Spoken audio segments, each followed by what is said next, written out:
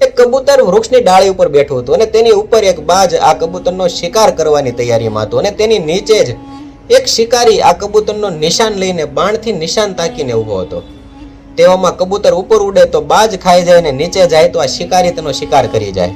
એટલે આવી પરિસ્થિતિમાં કબૂતર મૂંઝાણું અને કબૂતરને થયું કે આ પરિસ્થિતિમાંથી બચવું તો મુશ્કેલ છે, પરંતુ કબૂતરના પૂર્વજન્મના કોઈ પુણ્ય હશે એટલે તેને ભગવાનની યાદ આવી અને તેણે ઈશ્વરને કહ્યું કે ઈશ્વર, આ પરિસ્થિતિમાંથી મારે બચવું તો ખૂબ જ મુશ્કેલ છે, પરંતુ તમારી સિવાય આ મુશ્કેલ પરિસ્થિતિમાંથી મને કોઈ ના બચાવી શકે। તેણે ભગવાનને પ્રાર્થના કરી। થોડી વાર થઈ એટલે જે નીચે શિકારી ઊભો હતો તેને એક કાળા સાપે ડંખ માર્યો। એટલે આ નીચે જે શિકારી ઊભો હતો તેનું નિશાન ચૂકી ગયું ને ઉપર જે બાજ ઉડતો હતો તેને આ બાણ વાગ્યું।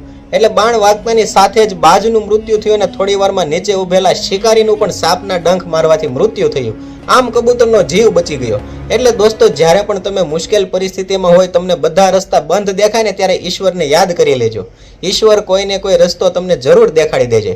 દોસ્તો, આ વાત સાથે તમે સહમત છો તો કમેન્ટ કરજો અને વિડીયો ગમ્યો હોય તો લાઈક કરજો, શેર કરજો।